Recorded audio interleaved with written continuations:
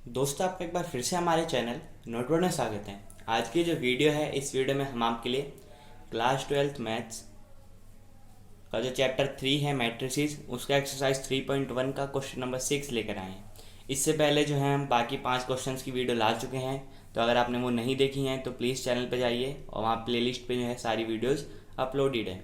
ठीक है, आज की इस वीडियो में आपको 6 जो क्वेश्चन है उसको सिंपल वे में समझाएंगे। इसमें जो कंसेप्ट लगा है इस क्वेश्चन में वो है इक्वालिटी ऑफ मैट्रिसेस। ठीक है, सबसे पहले क्वेश्चन देख लेते हैं।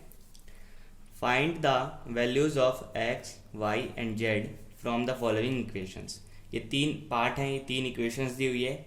इनसे जो है हमें अलग अलग, जैसे फर्स्ट पार्ट में जो है हमें एक्स वाई और जेड की वैल्यू निकालनी है, सेकंड पार्ट में भी एक्स वाई और जेड की, और थर्ड पार्ट में भी वही करना है।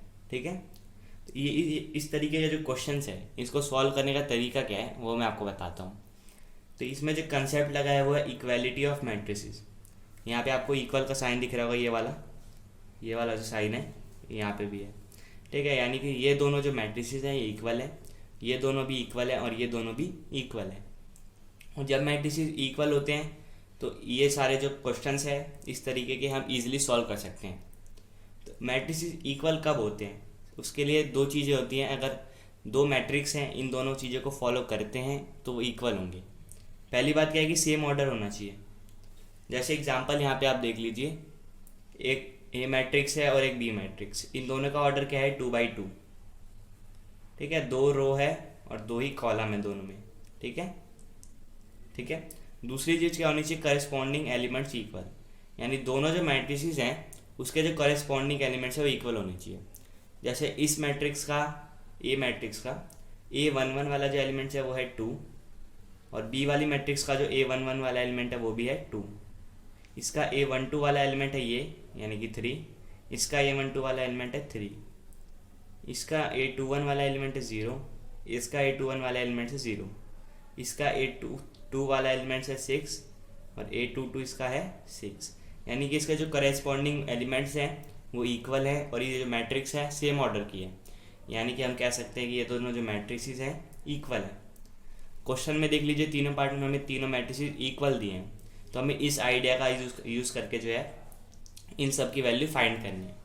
ठीक है, यानी अगर ये दोनों मैट्रिसेस इक्वल हैं तो उनके जो करस्पॉन्डिंग एलिमेंट्स है उनकी वैल्यू को हम इक्वेट कर सकते हैं। कैसे करना है अभी मैं आपको बताता हूँ। चलते हैं फर्स्ट पार्ट की तरफ। ठीक है, फर्स्ट पार्ट में हमसे क्या पूछा है, मैट्रिसेस दी हुई है। ठीक है, 4 3 x 5, ये वाली मैट्रिक्स इक्वल है y z 1 5। ये बहुत सिंपल क्वेश्चन है। इसके जो अगले 2 पार्ट है वो थोड़े कॉम्प्लेक्स हैं। तो ये देख लीजिए, ये दोनों मैट्रिक्स इक्वल यहाँ पे खुद ही प्रोवाइड किया गया है, यानी कि इसके जो करस्पॉन्डिंग एलिमेंट्स है उसकी वैल्यू इक्वल होगी। यानी ये वाला जो एलिमेंट है इस वाले एलिमेंट के इक्वल होगा, ये वाला एलिमेंट इस वाले के इक्वल, ये वाला इस वाले के इक्वल और ये वाला इस वाले के इक्वल। इससे साफ साफ हमें पता चल रहा है कि x की जो वैल्यू आ गई है वो आ गई 1, y की जो वैल्यू आ गई यहाँ पे आप देख लीजिए 4, और z जो है किसके इक्वल है 3। यानी फर्स्ट पार्ट का जो इतना सॉल्यूशन है बहुत ईजी है, आपने देख लिया। चलते हैं सेकंड पार्ट की तरफ। सेकंड पार्ट के मैट्रिसेस में यहाँ पे उतार लेता हूँ, x plus Y 5 plus Z, यहाँ 2, यहाँ x इंटू वाई। ये मैट्रिक्स किसके इक्वल है 6 2 5 8। तो अब हमें इसमें से वही लेनी है एलिमेंट्स जिनमें वेरिएबल्स है, क्योंकि हमें वैल्यू किसकी फाइंड करनी है, वेरिएबल्स की, यानी कि x y और z की। तो इस दोनों इक्वल हैं, यहाँ पे साइन दे रखा है, तो यानी x प्लस वाई किसके इक्वल होगा 6 के, 5 प्लस जेड होगा 5 के इक्वल, और ये जो है x y ये इसके इक्वल होगा। ठीक है, तो अभी इसको हम किस तरीके से लिख सकते हैं, as these matrices are equal, यानी कि दिया गया है कि ये जो मैट्रिसेस है इक्वल है, so the corresponding elements are also equal, यानी इनके जो करस्पॉन्डिंग एलिमेंट्स है वो इक्वल हैं, और फिर हम उनको इक्वेट करके जो है सोल्यूशन निकाल सकते हैं। Corresponding elements are also equal. ठीक है, तो हैंस हम क्या निकाल सकते हैं कि x प्लस वाई जो है किसके इक्वल होगा, ये है इसके इक्वल होगा, यानी 6 के इक्वल। सेकेंड चीज़ क्या है, 5 प्लस जेड किसके इक्वल होगा, 5 के इक्वल। और थर्ड क्या हमें निकलता है यहाँ से पॉइंट, x इंटू वाई किसके इक्वल है, 8 के इक्वल। ठीक है, ये तीन जो बातें हमें यहाँ से पता चली। अब इससे जो हमें वेरिएबल्स की वैल्यू निकालनी है, फिर उनको सब्सटीट्यूट करके जो है सारे वेरिएबल्स निकल जाएंगे। सबसे पहले ये देखते हैं हम यहाँ पे, ये वाला जो रिलेशन है, इससे हमें z की वैल्यू बहुत सिंपली मिलेगी। इसको हम इक्वेशन 1 मान लेते हैं, इसको 2 और इसको 3। ठीक है, तो इन इक्वेशन 2 सेकंड जो इक्वेशन है उसमें क्या है, 5 प्लस जेड इक्वल टू 5। ठीक है, ये है 5 को हम यहाँ से वहाँ भेजेंगे तो हो जाएगा -5, तो z की वैल्यू क्या आ गई, 0। ठीक है, तो यानी हमें z की जो वैल्यू है वो यहाँ पे मिल गई 0। बाकी जो एलिमेंट्स है उसकी भी जो हमें वैल्यू है इसी तरीके से फाइंड करनी है। अब जब हमने 10th में सब्सटीट्यूशन और एलिमिनेशन मेथड यूज़ किए थे, उनका यूज़ होने वाला है। तो इस वाले जो क्वेश्चन है इसमें सब्सटीट्यूशन मेथड का यूज़ करते हैं। तो यहाँ देखते हैं इक्वेशन 1 में, ये वाली जो इक्वेशन है, in equation 1 x plus Y 6 के इक्वल है, तो y को हम वहाँ भेजेंगे तो x की वैल्यू क्या आ जाएगी, 6 माइनस 5। ये x की वैल्यू आ गई। इसको हम थर्ड इक्वेशन में पुट करके जो है सोल्यूशन निकालेंगे। अब देखते हैं। ठीक है, putting x is equal to 6 minus Y in equation 3। Equation 3 क्या है हमारी, x y is equal to 8। इसमें x की जगह हम ये वाली वैल्यू पुट करेंगे तो क्या हो जाएगा, 6 माइनस वाई, वाई मल्टीप्लाई में है 8। ठीक है, तो ये क्या हो गया, 6y minus Y square is equal to 8। ये हमारा बन गया। ठीक है, अब इसका हम क्वाड्रेटिक इक्वेशन हमें बन गई, इसका जो हमें सोल्यूशन है वो निकालना है। तो क्या होगा, 6y minus Y square minus 8 is equal to 0।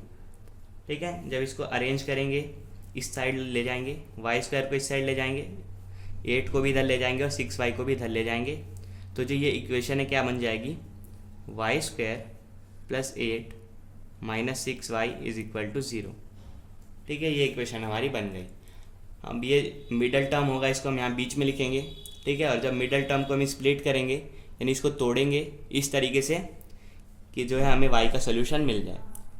कि किस तरीके से करना है ये आपने छोटी क्लासेस में किया होगा। तो इसको हम पहले रीअरेंज कर लेते हैं, Y square minus 6y plus 8 is equal to 0।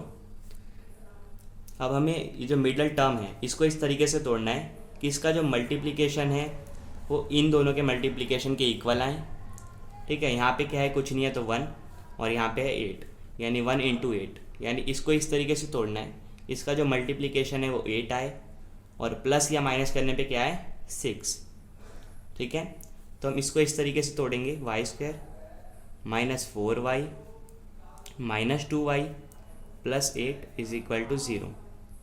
इस तरीके से तोड़ने का फ़ायदा क्या हुआ कि ये देख लीजिए, इन दोनों का जो मल्टीप्लिकेशन है 4 इंटू 2 8 आया, और इनको जब हम सॉल्व करेंगे तो वैल्यू क्या आएगी, 6 माइनस 4 माइनस 2 यानी कि माइनस 6।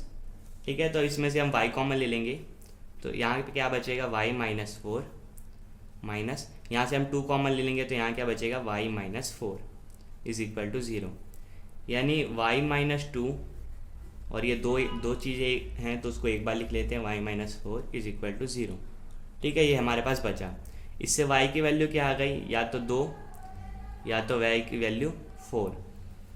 और जब हम y की वैल्यू को इसमें पुट करके देखेंगे तो जब 2 पुट कर रहे हैं तो भी सोल्यूशन x की वैल्यू 4 आ रही है, और जब 4 पुट कर रहे हैं तो x की वैल्यू जो है 2 आ रही है। यानी ये y की जो दोनों वैल्यूज़ हैं ये इस रिलेशन को सेटिस्फाई कर रही हैं। फर्स्ट रिलेशन में हमें इसको पुट करके देखेंगे, अगर जो यहाँ पे रिलेशन था x is equal to 6 minus Y. ठीक है, इसमें हम y की जगह अगर 2 पुट कर रहे हैं तो x की वैल्यू आ रही है 4, और y की जगह 4 पुट कर रहे हैं तो x की वैल्यू आ रही है 2। यानी कि ये दोनों ही जो वैल्यूज़ हैं इसके लिए जो है x की अलग अलग वैल्यूज़ आएंगी। ठीक है, तो अगर y 2 और 4 है तो यहाँ से हम ये लिख सकते हैं कि y इज इक्वल टू 2, 4। अब आगे देखते हैं कि x की वैल्यू कैसे निकलेगी।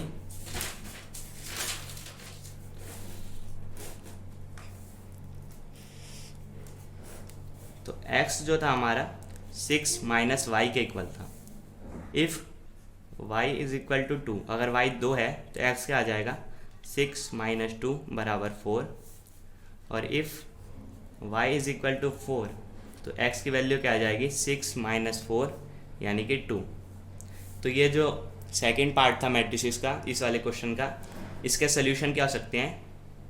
आंसर इसका क्या हो जाएगा, या तो x इज इक्वल टू 2 जब y क्या है 4 और z की वैल्यू तो 0 ही रहेगी दोनों में, ठीक है। या फिर इसका दूसरा सोल्यूशन क्या हो सकता है, x इज इक्वल टू 4 जब y हो जाएगा 2 और z हो जाएगा 0। तो ये जो दो हैं सेकंड पार्ट के पॉसिबल सोल्यूशंस हो सकते हैं। मैं उम्मीद करता हूँ कि ये क्वेश्चन आपको समझ आ गया होगा, ठीक है। ये थोड़ा सा ट्रिकी क्वेश्चन था इसलिए इसमें टाइम लग गया। अब चलते हैं थर्ड पार्ट की तरफ। तो थर्ड पार्ट क्या है हमारा,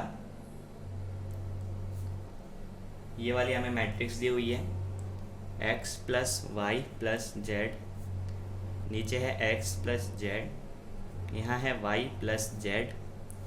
ये जो मैट्रिक्स है किसके इक्वल हमें दी हुई है 9, 5, 7, ये वाली मैट्रिक्स के इक्वल दी हुई है, ठीक है। दोनों मैट्रिक्स में एक ही कॉलम है, रो नहीं है, यानी कि इन दोनों मैट्रिक्स का जो ऑर्डर है वो सेम है और यहाँ इक्वालिटी दी हुई है, यानी कि इनके जो करस्पॉन्डिंग एलिमेंट्स है वो इक्वल होंगे। यानी ये जो एलिमेंट है इसके इक्वल होगा, सेकंड वाला एलिमेंट इसके इक्वल होगा और जो थर्ड एलिमेंट है वो 7 के इक्वल होगा। इसी को हम लिख देंगे as these matrices are equal so the corresponding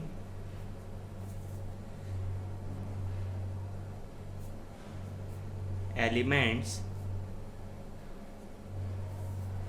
are also equal.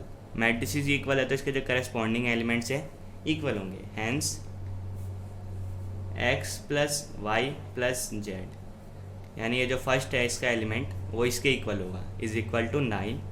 ये हमारी फर्स्ट इक्वेशन बन गई। Second x plus Z is equal to 5, ये हमारी सेकंड इक्वेशन बन गई। फिर y plus Z is equal to 7, ठीक है। तो ये हमारी बन गई थर्ड इक्वेशन। अब फर्स्ट इक्वेशन में हम देखते हैं in equation 1 x plus Y plus Z is equal to 9, ये हमें दिया गया है। तो अगर हम x प्लस जेड को एक तरफ रखते हैं, y को उधर भेजेंगे तो क्या हो जाएगा 9 माइनस वाई, ठीक है। ये हमारा एक रिलेशन बन गया, ठीक है। यानी x प्लस जेड जो है 9 माइनस वाई के इक्वल है, ठीक है। इसको हमने नाम दे दिया 4। यूजिंग इक्वेशन 4 को जब हम यूज़ करेंगे, यानी x प्लस जेड जो है उसको 9 माइनस वाई से रिप्लेस करेंगे, तो ये जो हमारी इक्वेशन 2 है वो क्या बदल जाएगी। इक्वेशन 2 क्या हमें दे रखी है, x plus y is equal to, sorry यहाँ पे है जेड, तो x प्लस जेड हमें दे रखा है 5 के इक्वल। इसकी वैल्यू हमने निकाल ली 9 माइनस वाई, यानी हम इसकी जगह क्या लिख सकते हैं 9 minus y is equal to 5, जिससे y की वैल्यू क्या आ गई 9 माइनस 5 यानी 4। तो y की जो वैल्यू हमें मिल गई है वो है 4, ठीक है। तो y की अगर हमें वैल्यू 4 मिल गई है, इसको हम यूज़ करेंगे इस वाली इक्वेशन में, ठीक है। तो क्या होगा देख लेते हैं। तो उम्मीद है सब आपको दिख रहा होगा, ठीक है। तो y की जो वैल्यू हमने 4 निकाल ली यूजिंग